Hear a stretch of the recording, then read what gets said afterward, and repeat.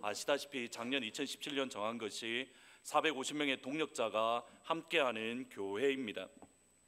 교회는 단순히 목회자 한 명의 교회가 아닌 모든 성도들의 교회입니다.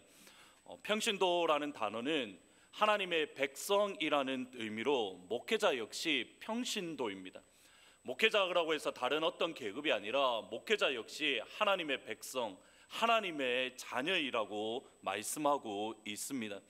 제가 의도적으로 동력자, 코워커라는 단어를 사용했습니다.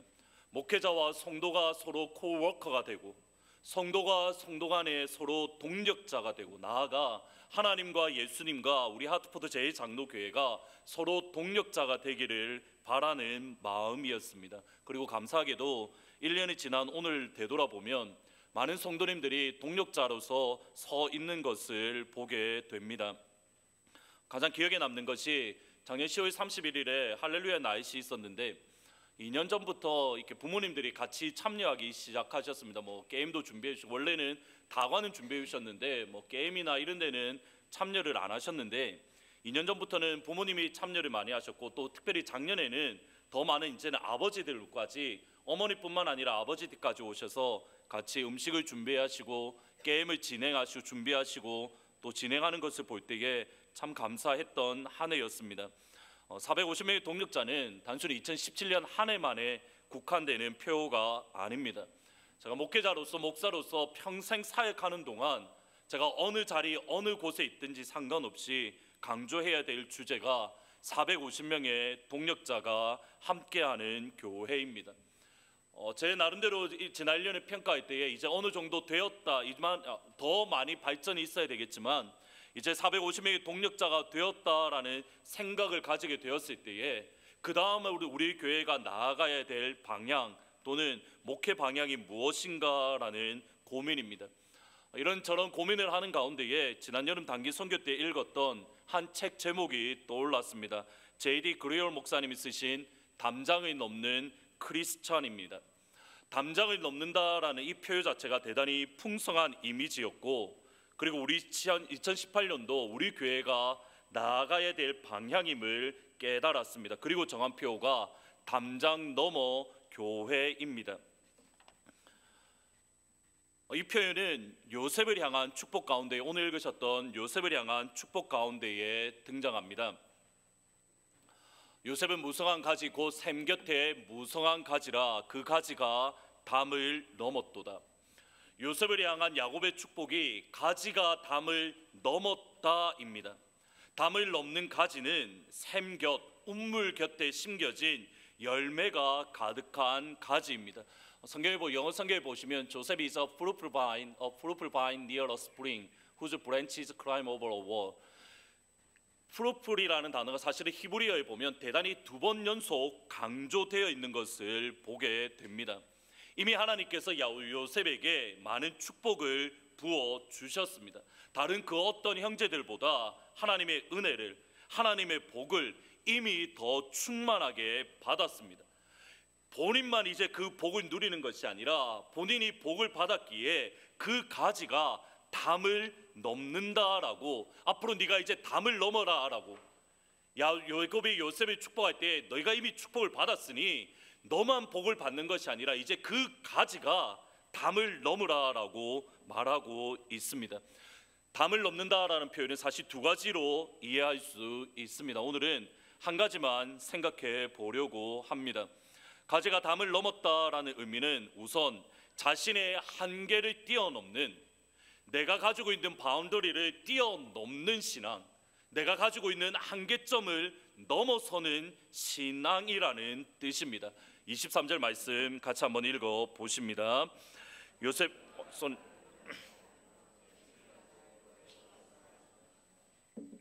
요셉의 생애를 보면 사실 정말 억울하고 힘든 삶을 살았습니다. 어려서 동생 베냐민을 그의 어머니 라헬이 낳다가 어머니 라헬이 일찍 죽었습니다. 아버지 야고보의 보기에는 라헬을 사랑했기 때문에 라헬이 낳았던 첫째 아들 요셉을 대단히 편애했습니다. 그를 장자로 여기고 그를 진심으로 사랑해 주었습니다. 다른 형들보다 더 사랑하고 더 좋은 것을 주니 자연스럽게 형들이 요셉을 왕따시키고 미워하는 것이 당연합니다. 형들의 미움을 받은 요셉은 단순히 따돌림 받는 수준이 아니라 노예로 애굽에 팔려갔습니다. 다른 그 누가 아닌 형들에 의해서 노예로 보디발의 집에 끌려갔습니다. 여기서 끝나지 않습니다. 이번에는 보디발의 아내에게 모함을 받아서 감옥에 갇히는 억울한 시간들을 보냈습니다. 요셉이 국무총리가 된 이후에 과연 그의 삶은 행복했겠습니까? 분명히 성경에 기록되어 있지는 않지만 애굽에 있는 많은 원주민들에게 시기도 많이 받고 질투도 많이 받고 오히려 요셉에게 더 어려운 시간들을 주었던 것 같습니다. 많은 민족, 같은 민족도 아닌 굴러온 돌인데 우리보다 더 높은 지위에 올랐다며 그에게 분명히 어려운 시간을 주었을 겁니다. 다니엘과 비슷합니다. 그리고 우리가 이 땅을 살아가면서 저와 여러분이 이민자로서 겪는 그러한 어려움들이 있기에 요셉의 상황을 저희들이 쉽게 이해할 수가 있습니다. 요셉의 삶은 결코 평탄한 삶이 아닙니다. 항상 그의 심령, 그 요셉이라는 인물 자체가 항상 미움의 대상이고 적개심의 대상이었습니다. 야곱이 요셉의 삶을 평가할 때에 정확하게 이렇게 표현합니다. 활 쏘는 자가 그를 학대하며 적개심을 가지고 그를 쏘았으나 the archers bitterly, 얼마나 그들을 힘들게 했으면 bitterly attacked him, 그를 공격을 했고 shot at him and harassed him severely, 그에게 정말 어려운 시간들을, 요셉의 일생의 삶이 힘들고 어렵고 많은 적들에 의해서 둘러싸여서 괴로움을 당했던 인생이 다름 아닌 요셉의 삶입니다. 그러면 요셉이 가지고 있는 한계점은 분명합니다. 그 속에 뿌리 잡고 있는 쓴뿌리입니다. 요셉이 극복해야 될 것은 무엇이냐면 그의 마음 깊은 곳에 뿌리 잡고 있던 형들을 향한 분노, 요셉 심령 깊은 속에 뿌리 잡고 있던 야만은 보디발과 그의 아내를 향한 분노, 그리고 그가 비록 국무총리임에도 불구하고 여전히 그를 조롱하고 여전히 그를 멸시하는 많은 애굽 사람들을 향한 미움을 요셉은 뛰어넘어야만 하는 겁니다. 요셉이 넘어야 할 담장은 다름 아닌 자기 자신입니다. 그리고 요셉은 야곱의 축복대로 자기를 아프게 했던 사람들을 용서하는 자리에 섰습니다. 한번 같이 읽어 보십니다. 요셉이 그들에게 이르되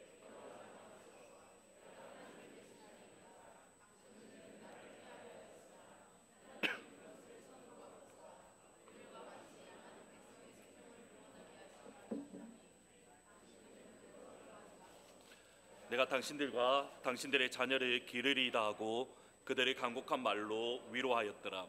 나를 아프게 하고 힘들게 하는 이들을 요셉은 어떻게 하냐면 걱정하지 마십시오.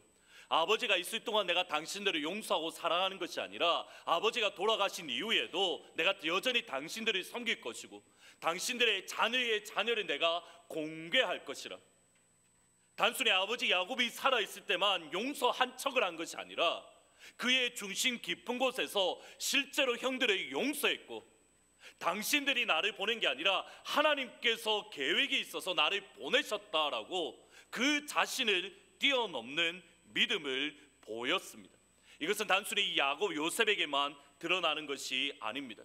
욥의 세 친구들 역시 욥은 변함없이 용서해야 합니다.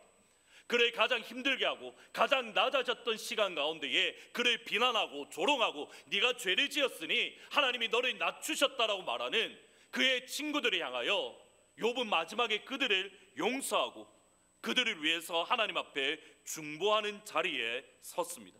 예수님이 그러하셨습니다.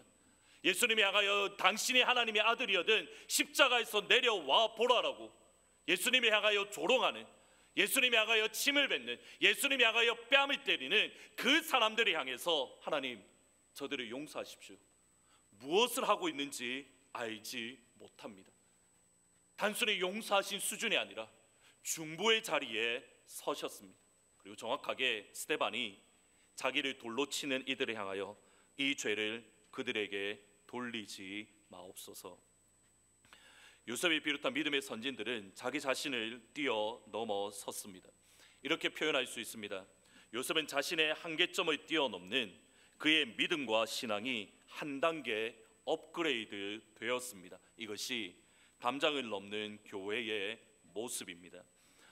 지난 수요일 날 일본에서 평신도 사회 가시는 이영우 선교사님이 간증을 들었습니다.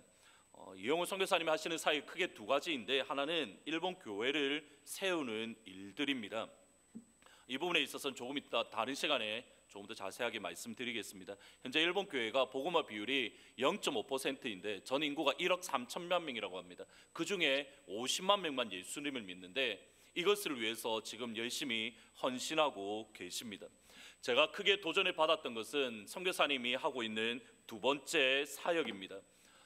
선교사님은 모퉁이돌 선교교회의 일본 담당자로 사역을 하시는데, 모퉁이돌 교회는 아시다시피 북한 선교를 하는 선교 단체입니다.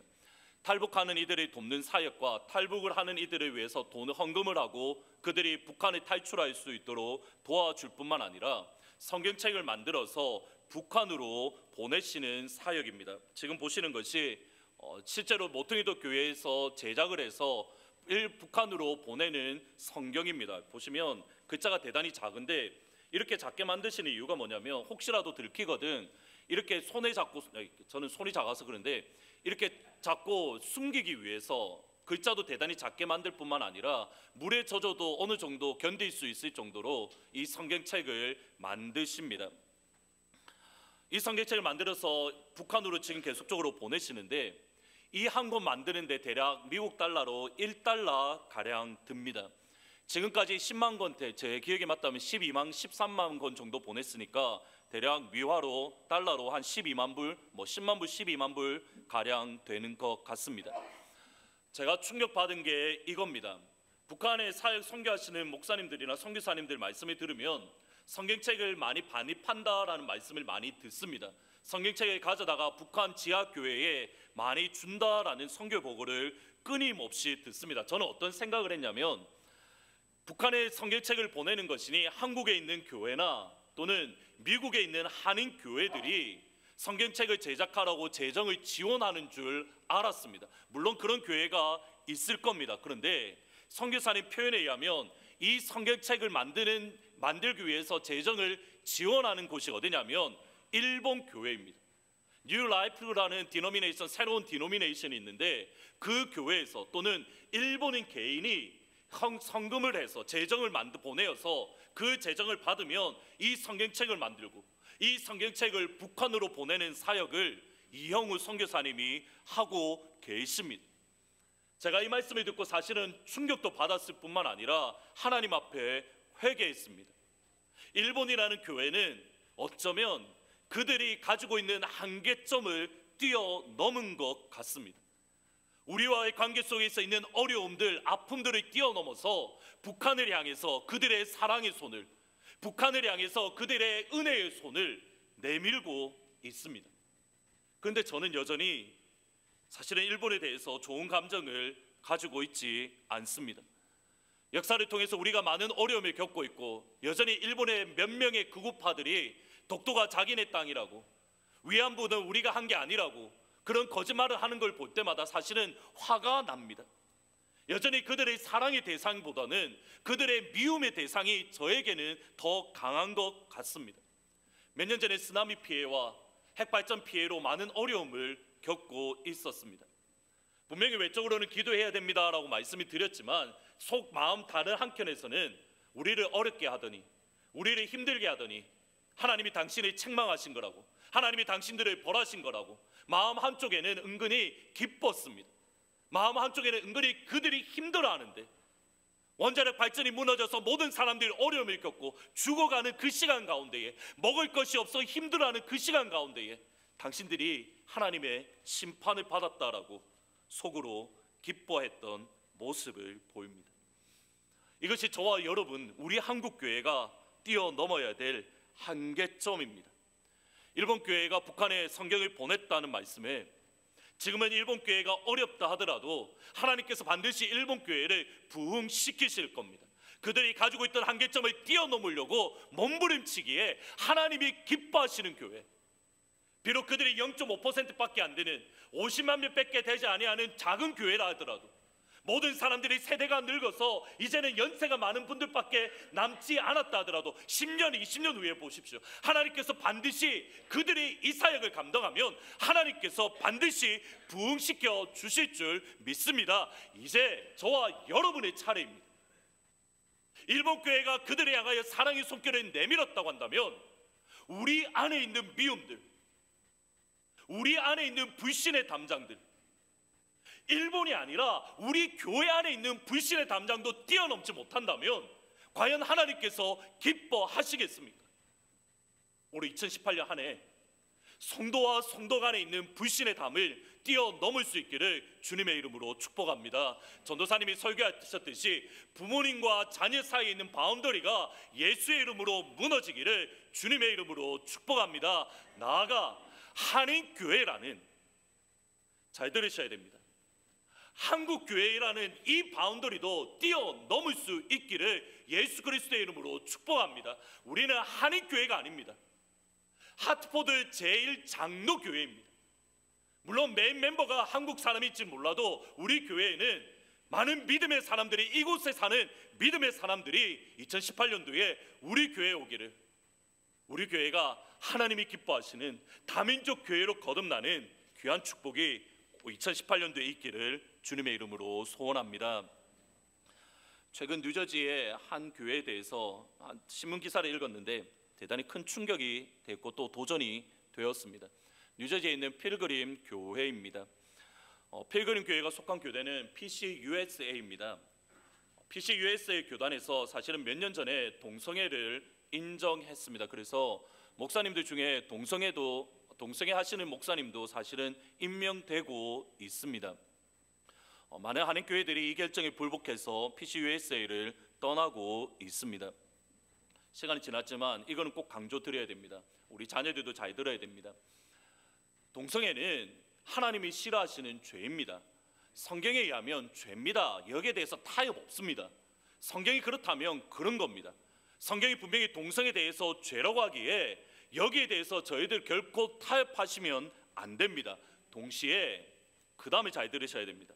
저와 여러분 역시 그 사람들만큼 죄인입니다.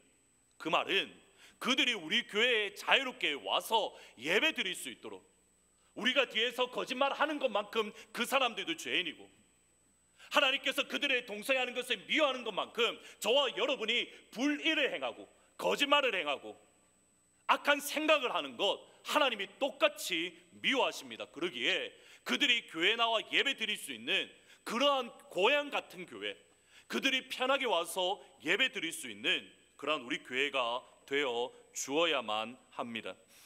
여하튼 PCUS 교단이 동성애를 인정하자 한인 교회들이 많이 탈퇴했습니다. 문제는 뭐냐면 PCUS의 교단은 교단 헌법에 따르면 교회 건물과 교회 헌금이 교회 소속이 아니라 노회에 속해 있습니다. 평상시에는 교회가 자유롭게 재정을 정하고 버짓을 정하고 사용할 수 있는데 교단을 탈퇴할 때에는 재산과 헌금이 노회에 소속되었기 때문에 그것을 가지고 오지 못합니다. 그래서 총회에서 이건 좀 너무했다 싶은 생각이 들었는지 소위 말하는 은혜로운 결별 정책이라고 하는데 노회와 교회 간에 상의를 해서 재산에 헌금 이렇게 건물은 교회가 가지고 대신에 얼마를 노회에 주고 오는 그러한 정책들이 있습니다. 근데 필그림 교회와 노회 간의 관계가 사실은 좋지 않았던 것 같습니다. 그래서 우리는 탈퇴하겠다라는데 노회에서 거절하는 바람에 사실 약간의 논쟁이 있었습니다. 이제 법정에서 어떻게 법정까지 갔는데 간단하게 고소가 갔는데 노회에서 고소를 했는데 법원에서 노회의 결정을 받아들여서 교회 건물이랑 또는 당회를 해산하는 그러한 결정을 내렸습니다. 이제 제가 어떤 생각을 가졌냐면 이제 또 진흙탕 싸움이 되겠구나, 노회와 교회 간에 또 법정 싸움이랑 또 서로 비방이 있겠구나, 사실은 많은 염려를 했습니다. 근데 지난 12월 24일 날 주일날 신문에 어떤 광고가 나왔냐면 필그림 교회와 당회에서 더 이상 노회와 법정 싸움을 진행하지 않고 건물을 포함한 모든 재산, 헌금이나 모든 재산을 노예에 넘기고 빈손으로 나가기로 결정을 내렸습니다. 신문 기사를 보니 건물 금액만 대략 1,000만 불에서 1,200만 불 된다고 합니다. 지난 주일날 예배를 처음 드렸는데 감사한 것은 뭐냐면 성도들이 한 10명만, 저번 주에 20명이 예배 드렸는데 대부분 노예에서 나온 목사님들 가족이고, 모든 성도들이, 장년들을 포함한 모든 대부분의 성도들이, 거의 1,200명이 예배 드렸는데 1,200명 되는 성도들이 미국 교회에 가서 그곳에서 예배를 드렸다라는 기사를 읽었습니다. 우선 분명히 할 것은 저희 교회가 속한 KAPC는 교회 모든 재산이 우리에게 속했기에 그런 재산과 관련된 분쟁은 일어나지 않습니다. 제가 드리고 싶은 말은 여기에 있습니다. 하나님의 진리를 위해서 어쩌면 모든 사람들이 오늘날 인정할 수 있다라고 말하고 있는 동성애 그 진리에 대해서 거절하기 위해서, 하나님의 진리를 붙들고 하나님의 말씀대로 살기 위해서 담임 목사님이 비롯한 당회 온 교회 성도들이 1,200만 불이 되는 건물도 포기하고 그들이 지금까지 모아왔던 헌금도 포기했습니다. 제가 개척교회를 섬겨봐서 압니다. 교회 건물 사는 게 얼마나 힘든가 제가 잘 압니다. 특별히 저희 1세 성도님들, 하나님의 교회를 짓기 위해서, 하나님의 건물 사기 위해서 우리가 먹을 것 제대로 먹지 못하고 입을 것 제대로 입지 못하고, 나는 조금 굶어도, 나는 조금 힘들게 살아도, 나는 조금 어려워도 교회를 세워 가져야 된다는 것 때문에 얼마나 많은 수고와 헌신을 하셨습니까? 이 교회가 보기에는 이럴지 몰라도 온 성도님들의 눈물이고 땀이고 헌신이 이 교회 건물입니다. 그런데 그토록 소중한 건물이라 하더라도 하나님의 말씀을 지키는 것만 못합니다. 우리가 하나님의 말씀을 지키기 위해서는 그 건물조차도 포기할 수 있어야 됩니다. 우리가 진리를 수호하기 위해서는 우리가 가지고 있는 소중한 것들 하나님 앞에 내려놓을 수 있어야만 하는 겁니다. 제가 말씀드리고 싶은 게 이겁니다. 과연 우리는 하나님의 말씀을 지키기 위해서, 하나님의 진리를 붙들기 위해서 과연 어떤 희생과 어떤 헌신을 하고 계십니까? 우리 스스로 담장을 세우고 우리 스스로 여기까지라고, 이만큼이면 된다라고 혹시 우리 신앙생활을 그렇게 하고 있지는 않습니까? 한국에서 사역하는 목사님들이 하시는 말씀입니다. 새로운 가정이 오면, 등록을 하면 목사님께 신신당부를 합니다. 주일날 교회 열심히 나오겠습니다. 아니 11조도 바치겠습니다. 우리 집에 신방 오지 마십시오. 그리고 내 신앙생활에 대해서 아무 말 하지 말아 주십시오. 그 이상 넘어가지 말라는 겁니다. 사실 그런 한계점이 저에게도 있습니다. 목회를 하면서 제가 굶는 거 진짜 잘합니다. 사역을 하나 예수님을 위해서 목회를 하다 보면 굶을 때도 있고 실제로 굶어도 봤습니다. 옷도 못 입어도 봤고 학비도 없어서 어려움도 겪어봤고 차비가 없어서 버스비 500원이 없어서 걸어도 다녀봤습니다.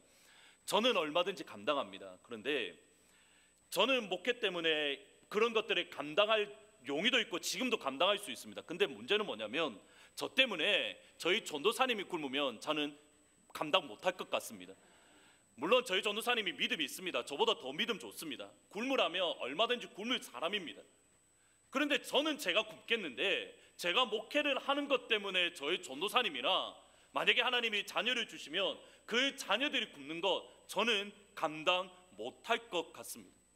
목회를 그만두든지 아니면 다른 직장을 잡을 것 같습니다. 제가 뛰어넘어야 될 신앙의 한계점은 다름 아닌 저희 전도사님입니다. 설교를 준비하다가 가만 생각했는데 내린 결론이 뭐냐면 나에게 있어서는 저희 전도사님이 우상이구나라는 생각을 해보았습니다. 하나님께서 우리에게 헌신을 요구하실 때에 이만큼이면 되었다라고 말씀하지 않으십니다. 하나님께서 우리에게 요구하시는 것은 우리의 전부입니다. 보네퍼가 했던 말이 이 말입니다. 예수님께서 당신을 부르는 것은 와서 죽으라고 부르는 것이다. 예수님께서 당신을 부르는 것은 와서 죽으라고 부르는 것이다. 하나님께서 여러분을 부르실 때에 일부분만 원하는 게 아닙니다. 하나님께서 여러분에게 원하시는 것은 여러분의 삶 전부입니다. 우리의 24시간이고 우리의 모든 물질이고 우리의 삶이고 우리의 사랑하는 남편과 아내와 심지어 자녀까지 하나님 앞에 바치기를 원하십니다. 이만하면 되었다라는 착각에 빠지면 안 됩니다. 우리 스스로 쌓아온 삶 이제는 뛰어넘을 수 있기를 진심으로 소원합니다. 여러분에게만 그런 말씀 드리지 않을 겁니다. 제가 먼저 포기할 겁니다. 제가 먼저 못 잊고 제가 먼저 시간을 하나님 앞에 드리고 제가 먼저 내려놓겠습니다.